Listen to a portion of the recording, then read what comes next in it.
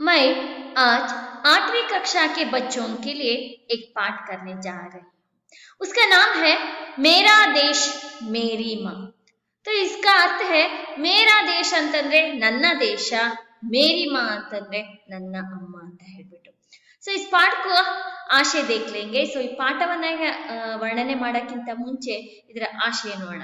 शत्रु से देश की रक्षा करना देशवासियों का परम पुनीत ಕರ್ತವ್ಯ ಹೋತಾ है. ಶತ್ರುಗಳಿಂದ ದೇಶವನ್ನ ರಕ್ಷಣೆ ಮಾಡುವುದು ದೇಶದಲ್ಲಿ ವಾಸ ಮಾಡುವಂತಹ ಪ್ರತಿಯೊಬ್ಬ ವ್ಯಕ್ತಿಯ ಪುನೀತ್ ಕರ್ತವ್ಯ ಹೋತಾ है. ಸೊ ಅಂದ್ರೆ ಒಳ್ಳೆಯ ಕೆಲಸ ಆಗತ್ತೆ. ಲಡಾಯಿ ಮೇ ಪೀಠ್ ದಿಖಾಕರ್ ಭಾಗ್ನ ನಹಿ ಚಾಹಿಯೆ. ಸೊ ಯುದ್ಧವನ್ನ ಮಾಡ್ಬೇಕಾದ್ರೆ ಯಾವುದೇ ಕಾರಣಕ್ಕೆ ಬೆನ್ನನ್ನ ತೋರಿಸಿ ಹೋಗ್ಬಾರ್ದು. ಸೀನಾ ತಾನ್ ಕರ್ ಆಗೆ ಬಡ್ನ ಚಾಹಿಯೆ. ಸೊ ನಾವು ಮುಂದೆ ಸಾಕ್ತಾ ಇರ್ಬೇಕು, ಹೆದರ್ಕೊಂಡು ಓಡೋಗ್ಬಾರ್ದು. ತभी तो वीर विजय माला पहनते हैं. ಅವಾಗ್ಲೇ ವೀರರು ವಿಜಯ ಮಾಲಾ ಪೆಹನ್ತೆ. ಸೊ ಏನಂತಂದ್ರೆ ಅವಾಗ್ಲೇ ವೀರರಿಗೆ ವಿಜಯ ಮಾಲೆಯನ್ನ ಹಾಕಲಾಗತ್ತೆ. इस घटना से बच्चों में साहस और वीरता का ಭಾವ ಜಗ್ತಾ है. ಈ ಘಟನೆಯಿಂದ ಮಕ್ಕಳ ಸೊ ನಿಮಗೆ ಸಾಹಸ ಅಂದ್ರೆ ಏನು, ವೀರತ್ವ ಅಂದ್ರೆ ಏನು ಕ ಭಾವ ಜಗ್ತಾ है. ಅದರ ಭಾವನೆಯನ್ನ ನೀವು ಸ್ವೀಕರಿಸ್ತೀರಿ. वे अपने कर्तव्य के प्रति सजग होते हैं. ಸೊ ಅವರು ತಮ್ಮ ಕರ್ತವ್ಯದ ಪ್ರತಿ ಸೊ ಬಹಳ ಎಚ್ಚರಿಕೆಯಿಂದಾಗಿ ಇರ್ತಾರೆ ಅಂತ ಹೇಳ್ಬಿಟ್ಟು ಈ ಪಾಠದ ಆಶಯ. तो बच्चों अब हम आगे जाएंगे.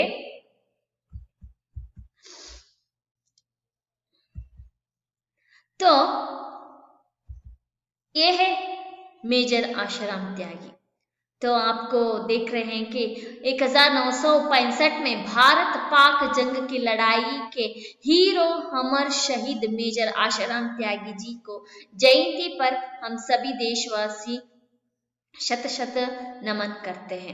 ಸೊ ಇದು ಏನಂತಂದ್ರೆ ಅವರು ಅವಾಗ ಯುದ್ಧವನ್ನ ನಡೀತಲ್ಲ, ಸೊ ಅವಾಗ ಸೊ ಯಾವ ರೀತಿಯಾಗಿ ಭಾರತ ಮತ್ತೆ ಪಾಕಿಸ್ತಾನದಲ್ಲಿ ಮಧ್ಯದಲ್ಲಿ ನಡೆದಂತ ಯುದ್ಧದಲ್ಲಿ ಬಹಳ ಚೆನ್ನಾಗಿ ಭಾಗವಹಿಸಿದ್ರು. ಅವರ ಕಥೆನೇ ಮೇರಾ ದೇಶ್ ಮೇರಿ ಮಾँ. तो आगे देख लीजिए. सो इनका जन्म 2 जनवरी 1939 में फतेहपुर मुर्दानगर में हुआ इनका जन्म. इन्होंने 25 सितंबर 1965 में, तब इनका आयु था 24 वर्ष के आयु थे. तो इनका सर्विस ब्रांच है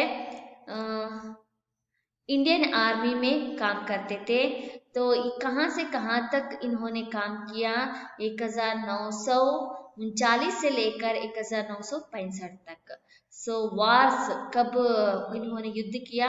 इंडो पाकिस्तान जब 1965 में हुआ तब इन्होंने वहां पर युद्ध किया.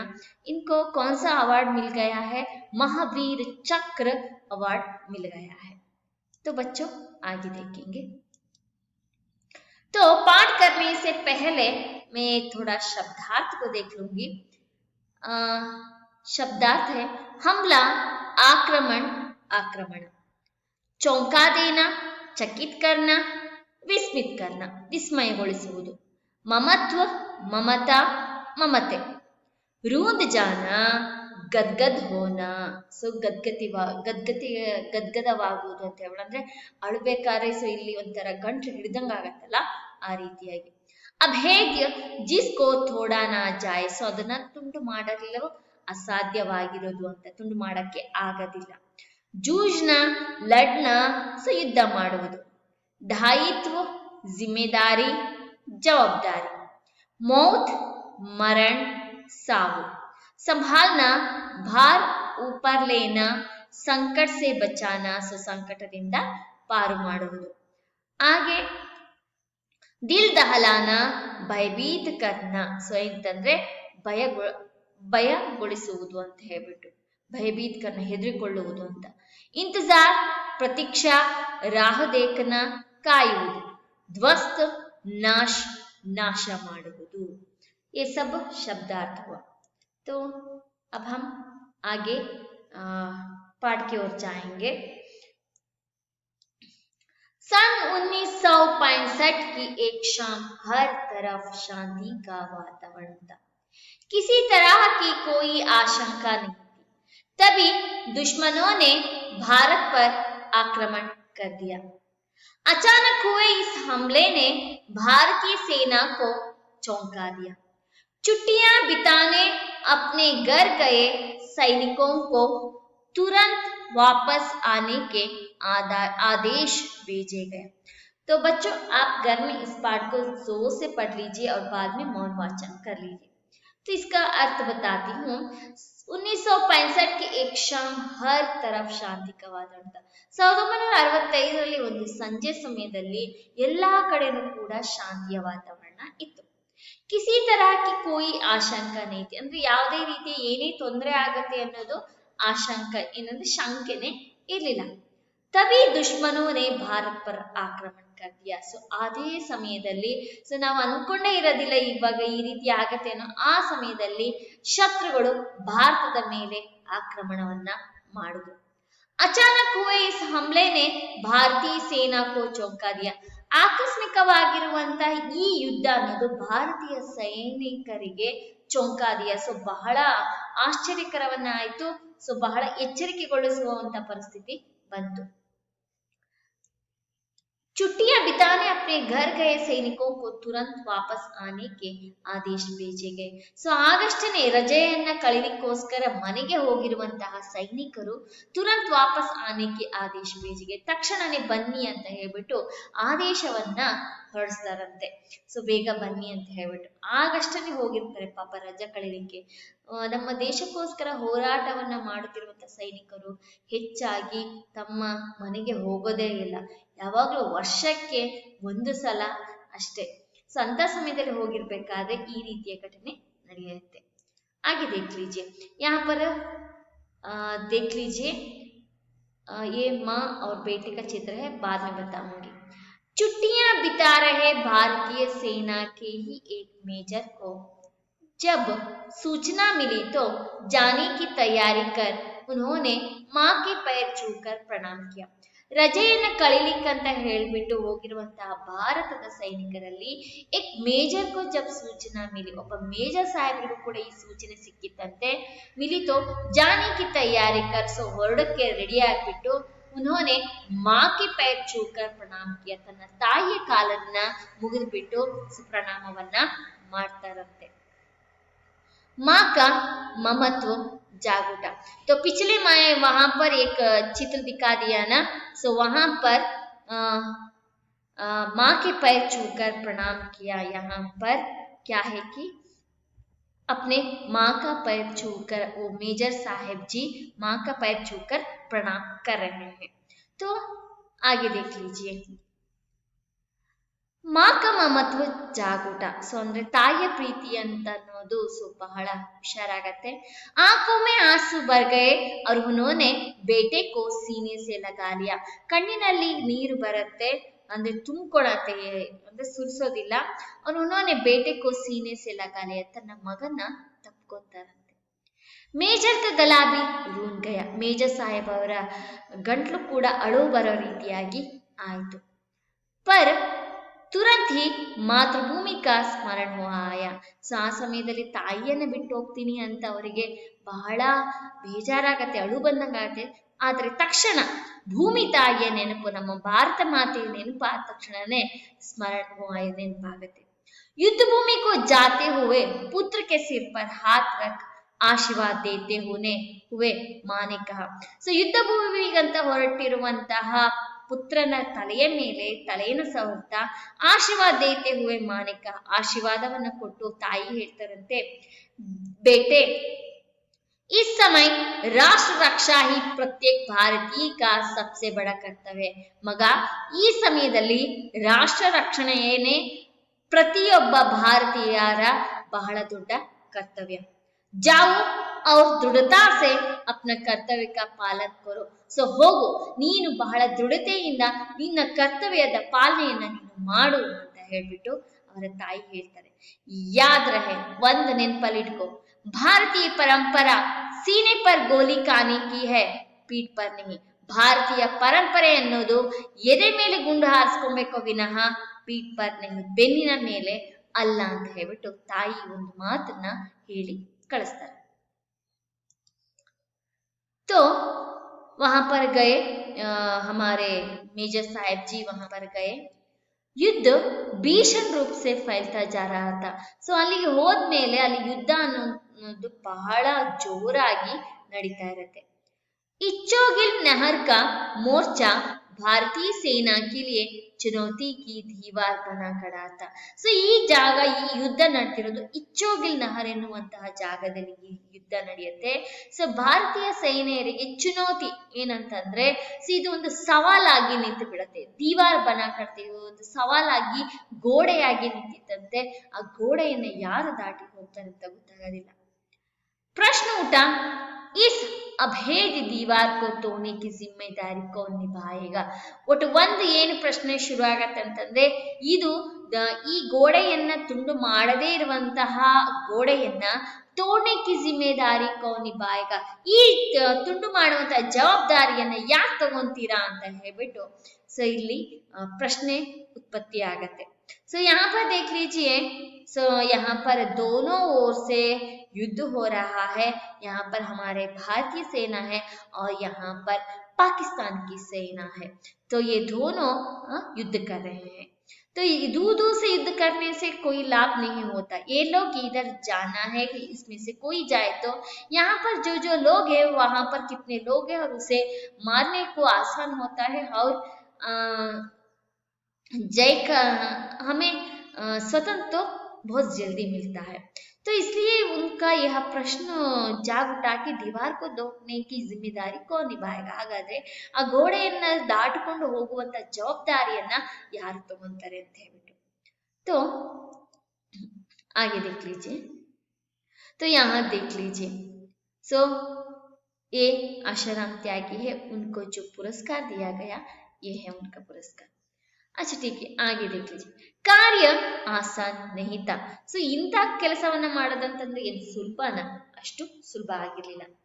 ಸೀದೆ ಮೌತ್ ಕೆ ಸಾಥ್ ಜೂಜ್ನಾ था. ಸೀದಾ ಎಲ್ಲಿಗೆ ಅಂತಂದ್ರೆ ಬಾಯಿ ಒಳಗಡೆ ಹೋಗಿ, ಅಂದ್ರೆ ಮೌತ್ ಕೆ ಸಾಥ್ ಅಂತಂದ್ರೆ ಸಾವಿನ ಬಾಯಿ ಒಳಗಡೆ ಹೋಗಿ ಯುದ್ಧ ಮಾಡ್ಕೊಂಡು ಬರೋದು ಅಂತ ಹೇಳ್ಬಿಟ್ಟು. ಈಗ ಹುಲಿಯ ಬಾಯಿ ಹತ್ರ, ಹುಲಿಯ ಹತ್ರ ಹೋಗ್ಬಿಟ್ಟು ಹುಲಿಯ ಬಾಯಿಯಿಂದ ತಪ್ಪಿಸ್ಕೊಂಡ್ ಬಂದಂಗೆ ಸೀದೆ ಮೌತ್ಗೆ ಸಾಥ್ ಜೂಜ್ನ ಅಂತ, ಸೀದಾ ಸಾವಿನ ಜೊತೆ ಹೋರಾಟ ಮಾಡೋದು ಆಗಿತ್ತು.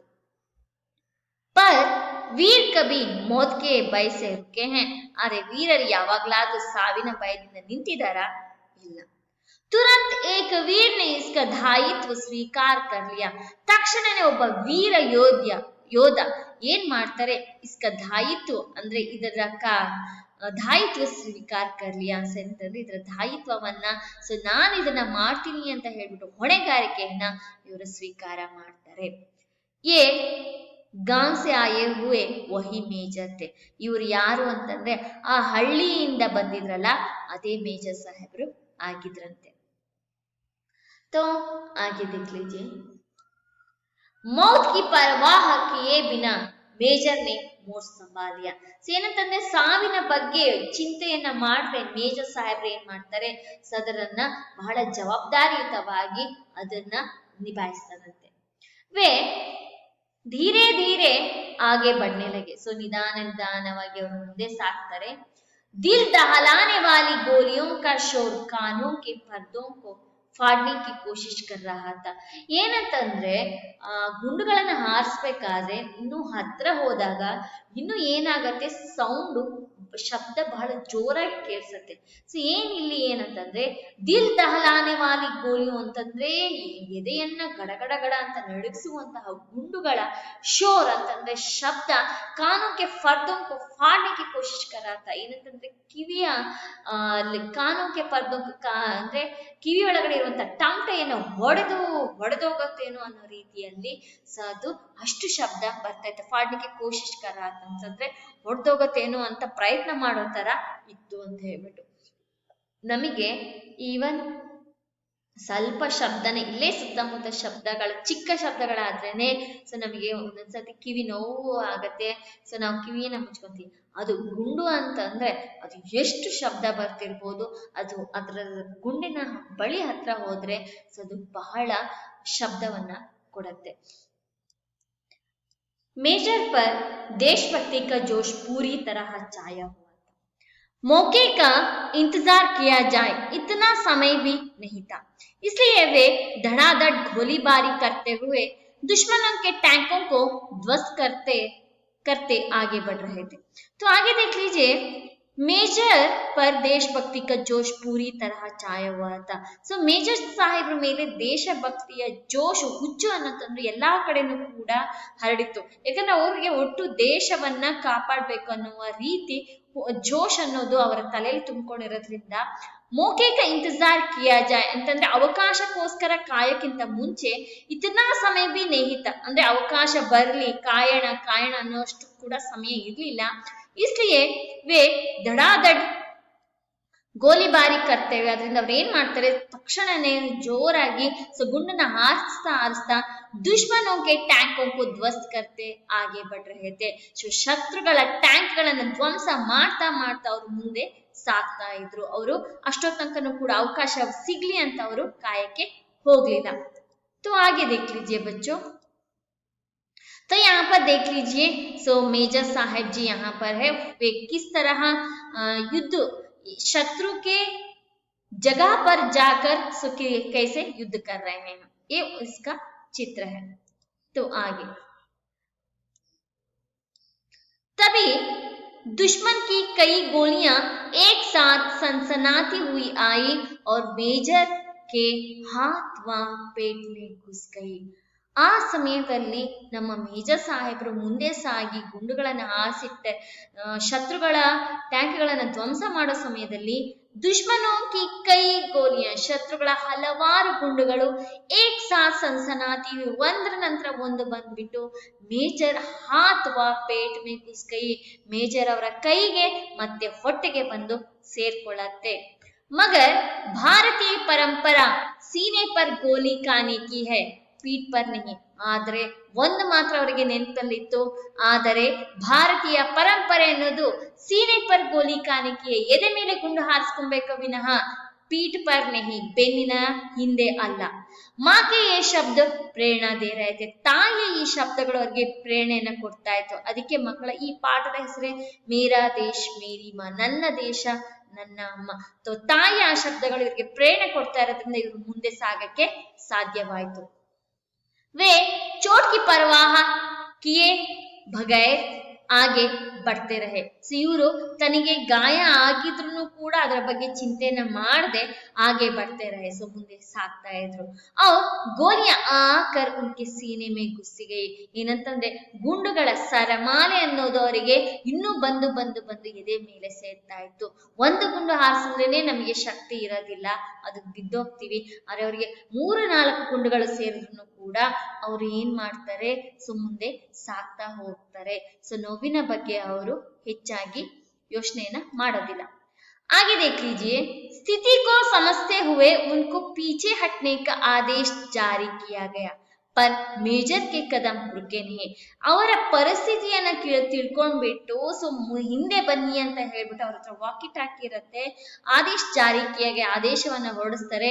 ಪರ್ ಮೇಜರ್ ಕೆ ಕದಂ ರುಕೆ ನಹಿ, ಆದ್ರೆ ಮೇಜರ್ ಸಾಹೇಬರು ಅವರ ಮಾತನ್ನ ಕೂಡ ಕೇಳ್ದೇನೆ ಇವರು ಹೆಜ್ಜೆಯನ್ನ ಮುಂದೆ ಇಡ್ತಾರೆ ವಿನಃ ಹಿಂದೆ ಇಡಕ್ಕೆ ಹೋಗೋದಿಲ್ಲ. ದುಶ್ಮನ್ ಕೆ ಸಾರೆ ಟ್ಯಾಂಕೋ ಕೋ ಧ್ವಸ್ತ್ ಕರ್, ಶತ್ರುಗಳ ಎಲ್ಲಾ ಟ್ಯಾಂಕ್ಗಳನ್ನ ಧ್ವಂಸವನ್ನ ಮಾಡಿ ವಿಜಯಶ್ರೀ ಕೋ ಗಲೆ ಲಗಾಕರ್ ಹಿ ಉನ್ಹೋನೆ ದಮ್ ಲಿಯಾ, ಏನಂದ್ರೆ ಜಯವನ್ನ ತನ್ನ ಕೊರಳಿಗೆ ಹಾಕೊಂಡು ಜಯವನ್ನ ಸ್ವೀಕರಿಸಿಕೊಂಡು ಅವರು ತಮ್ಮ ಉಸಿರನ್ನ ಬಿಡ್ತಾರೆ. तो इंತ महान व्यक्ति.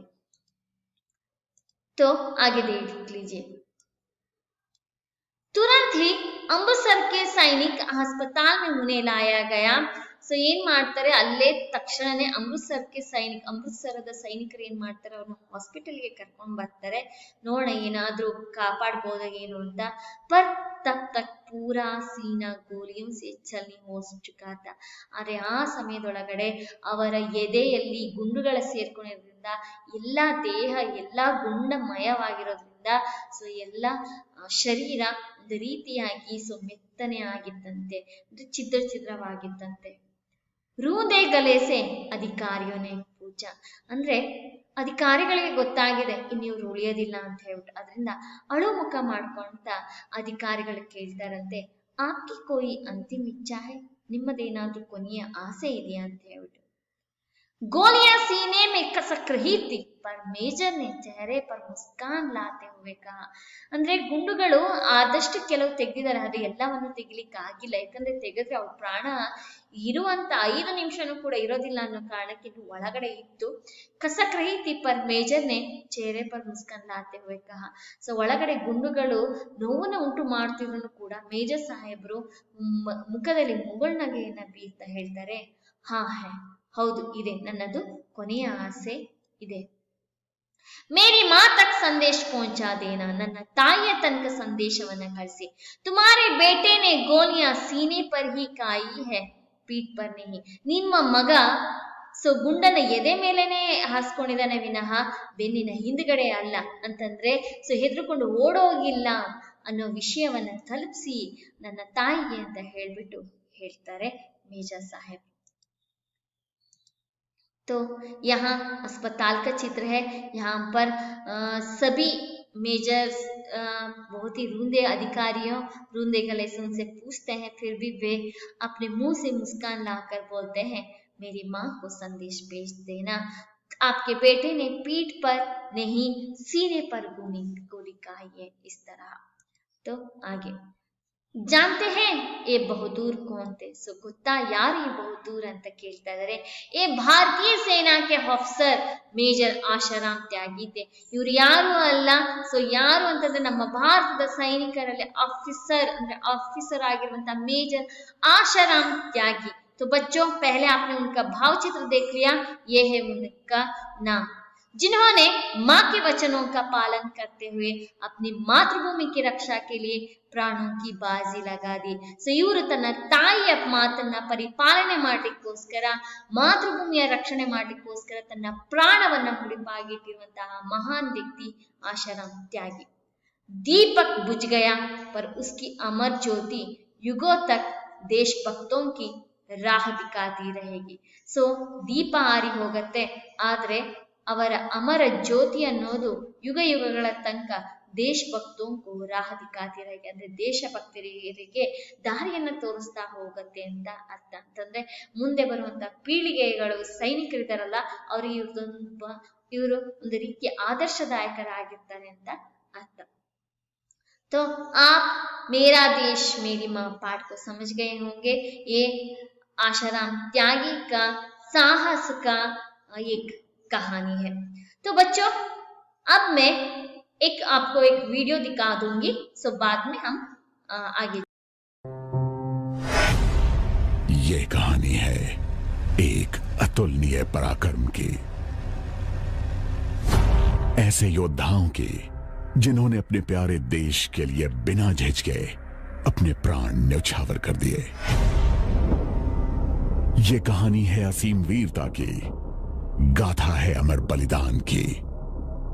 ये कथा है एक ऐसे देश की जो संकट में एकजुट हुआ.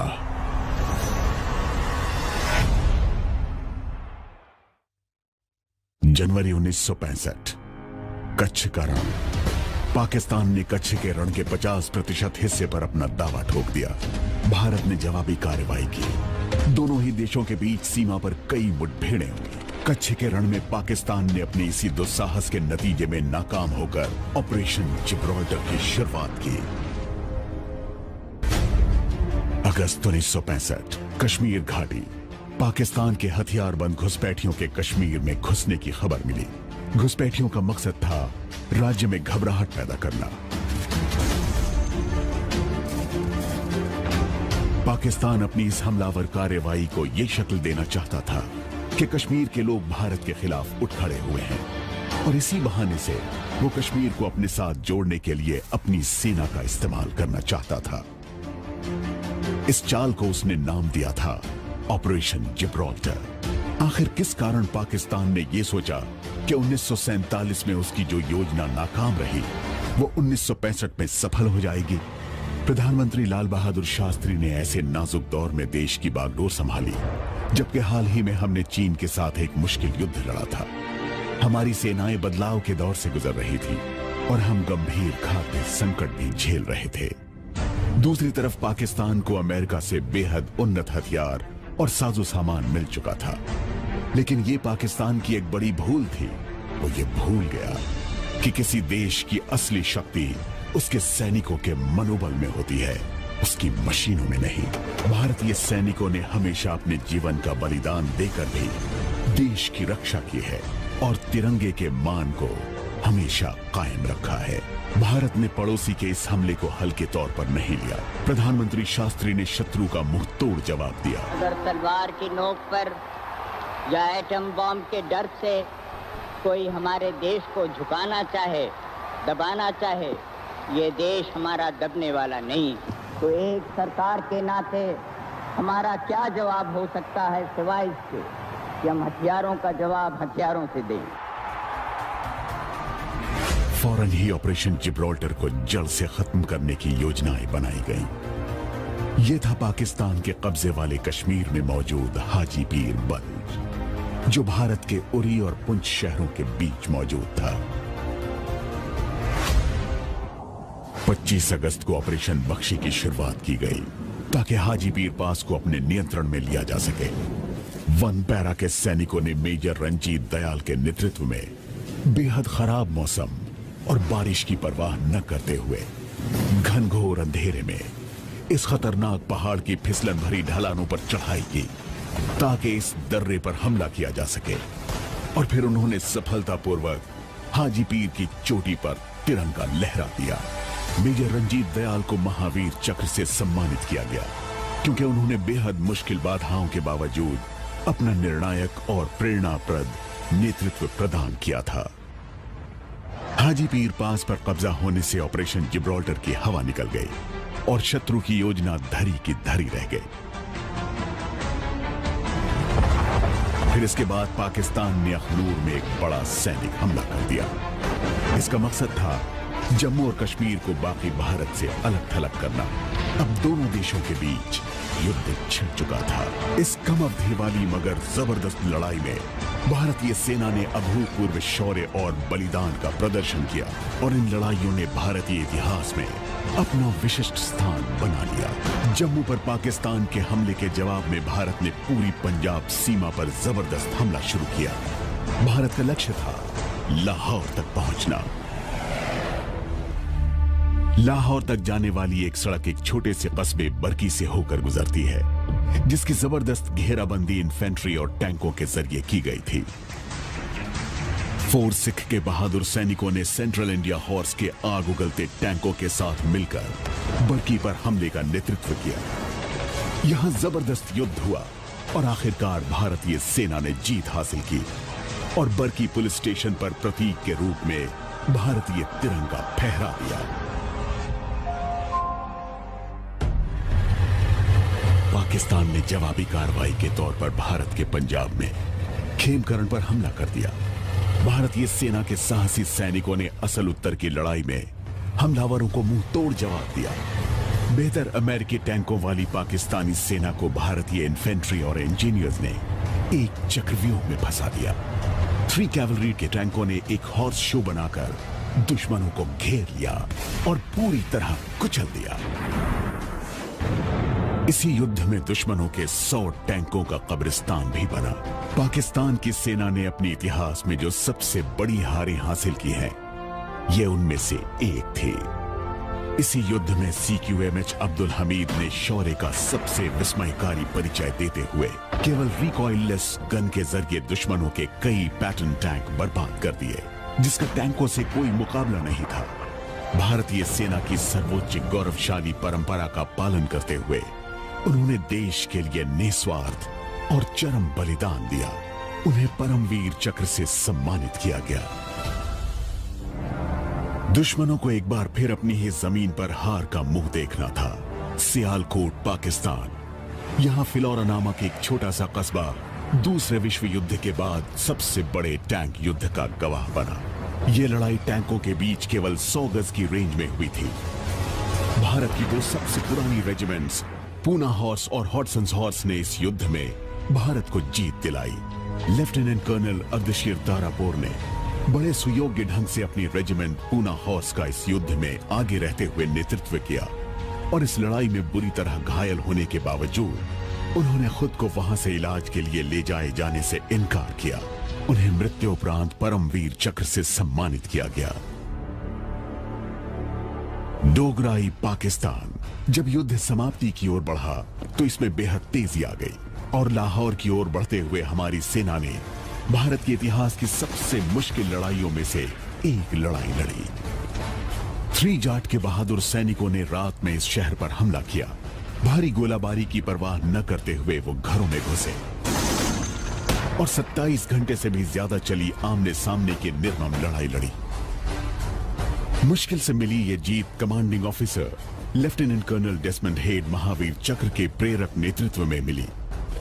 उनके नेतृत्व में 3 जाट ने इस शहर से एक ऐतिहासिक विजय मार्च निकाला।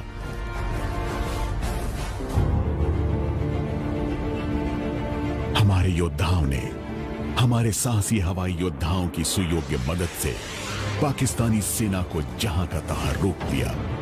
भारतीय वायु सेना ने बड़े पराक्रम से युद्ध करते हुए महत्वपूर्ण स्थानों पर दुश्मनों के हमले की धार कुंद कर दी। उन्होंने अपने से बेहतर पाकिस्तानी विमानों के साथ भीषण युद्ध किया। वो शत्रु के मनोबल को पूरी तरह तोड़ने में कामयाब रहे। नौसेना ने भी राष्ट्र के आह्वान पर भरपूर साथ दिया। हमारे इन प्रहरियों ने हमारे समुद्रों में अपना फैलाव करने की दुश्मन की साजिशों से देश की रक्षा की। नौसेना के एंटी सबमरीन एलिजे एयरक्राफ्ट ने अरब सागर को दुश्मनों की पनडुब्बियों से मुक्त कराने में अहम रोल निभाया। देश भर के योगदान और दुआओं की बदौलत हमारी सेनाओं को जबरदस्त मनोबल मिला। देश के हर क्षेत्र से जुड़े नागरिकों के होठों पर बस एक ही नारा था, जय जवान जय किसान। देश भर के नागरिकों ने सेना का साथ दिया और पूरा देश एकता के सूत्र में बंध गया। 22 सितंबर को संयुक्त राष्ट्र सुरक्षा परिषद ने एक प्रस्ताव पारित किया। 23 सितंबर को रात 12 बजे से युद्ध बंद करने का फैसला अमल में आ गया। कश्मीर, पंजाब, राजस्थान और गुजरात में लड़े गए युद्धों में भारत ने 1920 वर्ग किलोमीटर क्षेत्र अपने कब्जे में किया, जबकि दुश्मन के हाथ केवल 540 वर्ग किलोमीटर इलाका ही लगा। देश के 2862 बहादुर पुत्रों ने अपनी मातृभूमि की रक्षा हेतु अपने प्राण न्यौछावर कर दिए। 211 वीरों को वीरता पदकों से सम्मानित किया गया।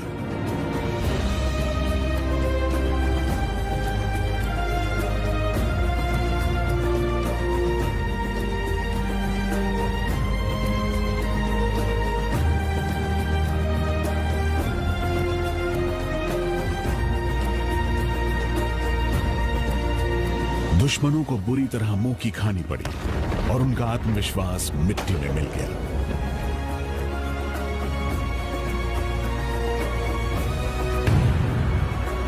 शौर्य से भरे इन अभूतपूर्व कारनामों और चरम बलिदान के कारण पूरे देश में देशभक्ति की लहर फिर से जीवंत हो उठी।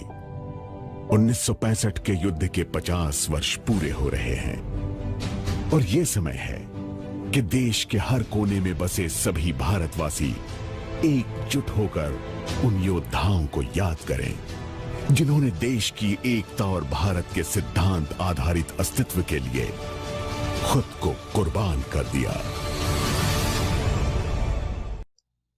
थोड़ा टिप्पणी देख लीजिए।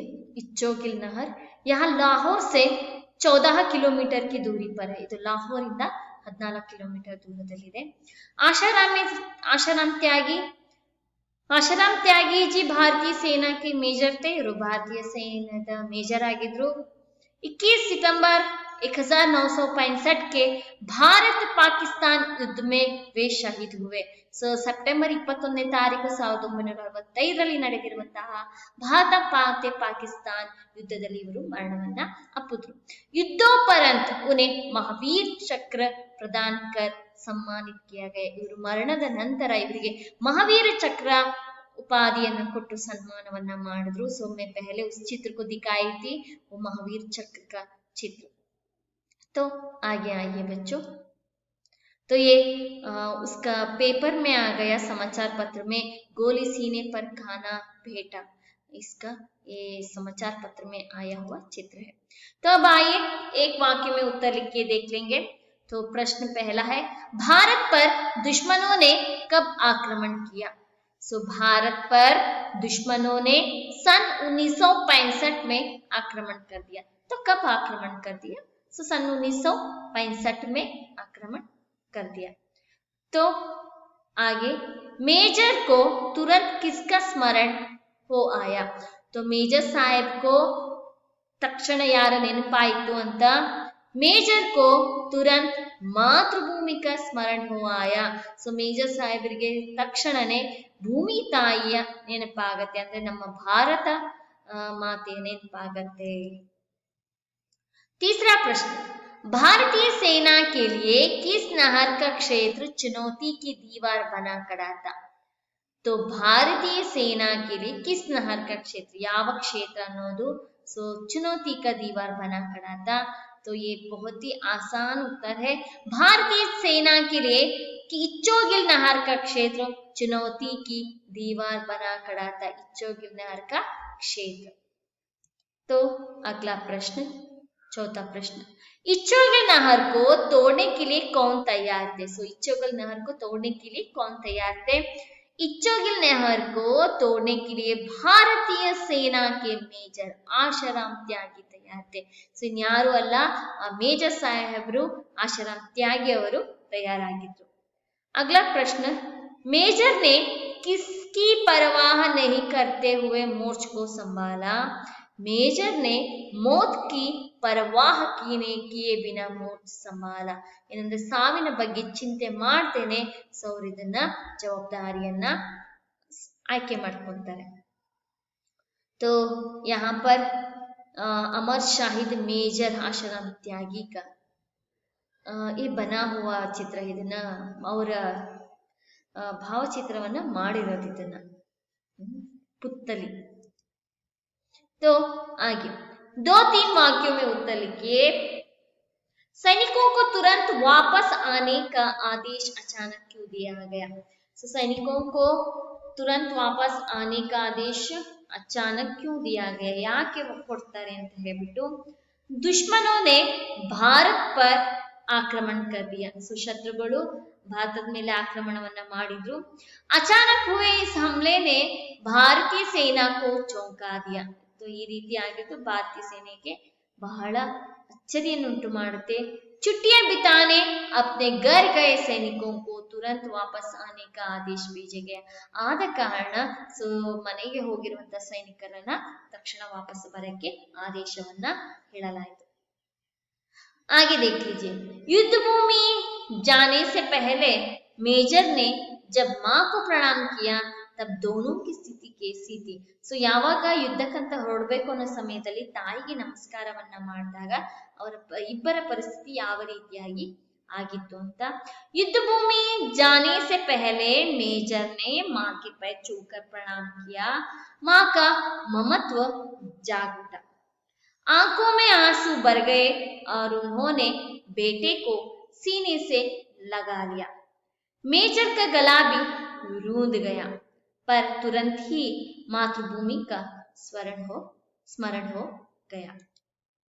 आगे तीसरा प्रश्न, युद्ध भूमि को जाते हुए पुत्र के सिर पर हाथ रखकर मां ने क्या आशीर्वाद दिए? युद्ध भूमि को जाते हुए पुत्र के सिर पर हाथ रखकर मां ने कहा, बेटे राष्ट्र रक्षा ही हर भारतीय का कर्तव्य है। जाओ और दृढ़ता से अपने कर्तव्य का पालन करो। याद रहे, भारतीय परंपरा सीने पर गोली खाने की है, पीठ पर नहीं। तो चौथा प्रश्न, अमृतसर के अस्पताल में मेजर के अंतिम शब्द क्या थे? बुरी तरह घायल मेजर को अमृतसर के सैनिक अस्पताल में लाया गया। उसके बचने की कोई आशा नहीं थी। अधिकारियों ने इनकी अंतिम इच्छा पूछी तो उन्होंने जवाब दिया कि मेरी मां तक संदेश पहुंचा देना। आपके बेटे ने गोलियां सीने पर खाई है, पीठ पर नहीं। तो यहाँ पर संदेश भेजे गए अंतिम शब्द अमृतसर के अस्पताल से।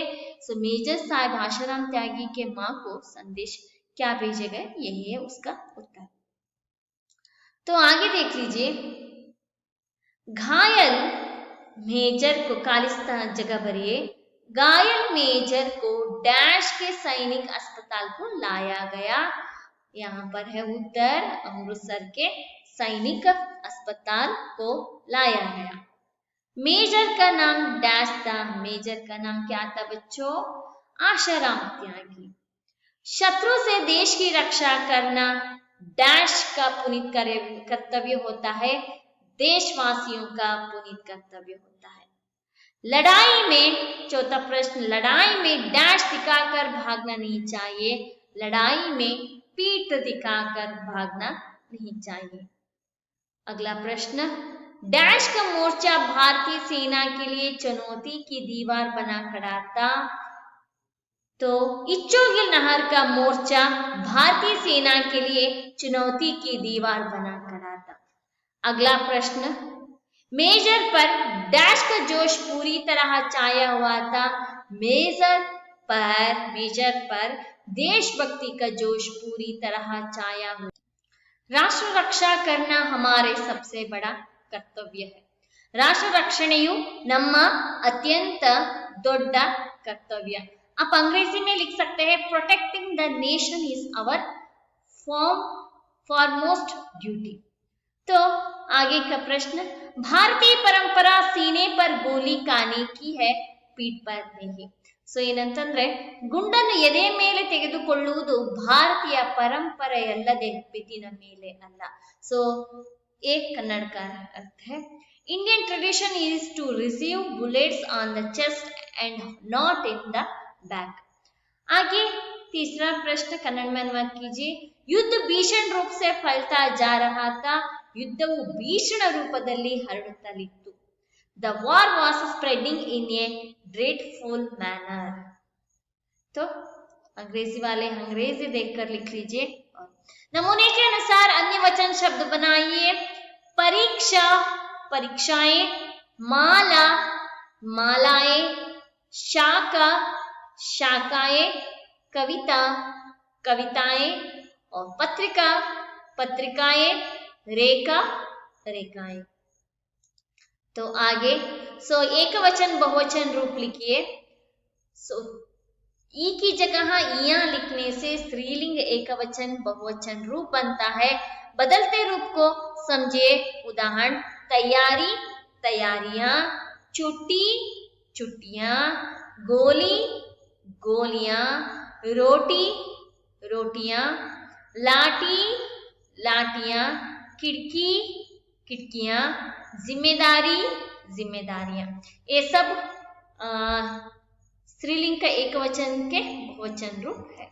आगे उदाहरण के अनुसार विरुद्धार्थक शब्द लिखिए। उदाहरण, अच्छा, बुरा, बड़ा, छोटा।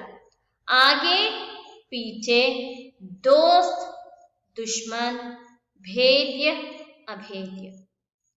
तो आगे ये सब, इन शब्दों को एक वाक्य बनाना है। इस सब शब्दों का एक यहाँ पर दिए गए हैं, देखिए, छुट्टी, इसके लिए एक सेंटेंस करना है। आज स्वतंत्र दिवस की छुट्टी है, ये सेंटेंस बना लिया। वातावरण, भारत में शांति का वातावरण फैला हुआ है। प्रणाम, गुरु को देखते ही प्रणाम करना चाहिए। आसान, परीक्षा में अच्छे अंक पाना आसान काम नहीं है। गोली बंदूक में गोली है। अस्पताल बीमार लोगों को अस्पताल में भर्ती करते हैं। ऐसा भी एक सेंटेंस आप इसे भी नहीं एक अलग सा वाक्य भी बना सकते हैं। अच्छा ठीक है बच्चों, अब मैं आप लोगों के लिए ये सब पाठ समझ में आया होगा, तो मैं आपको एक गृह कार्य दे रही हूँ। तो यहाँ क्या लिखना है कि मेजर ने अधिकारियों से क्या कहा। मेजर ने अधिकारियों से क्या कहा उसे लिखना है। और आगे का प्रश्न, मेजर आशाराम त्यागी की युद्ध कुशलता के बारे में आप क्या जानते हैं, अपने शब्दों में लिखिए। आप अपने शब्दों में मेजर आशाराम त्यागी के बारे में आपको लिखना पड़ेगा। समझ में आई? तो ठीक प्रकार से लिख लीजिए, अच्छी तरह से लिख लीजिए। शायद आप लोगों को एक पाठ समझ में आया होगा बच्चों। तो अच्छा ठीक है, तो आप लोगों को मेरी ओर से आप सबको धन्यवाद।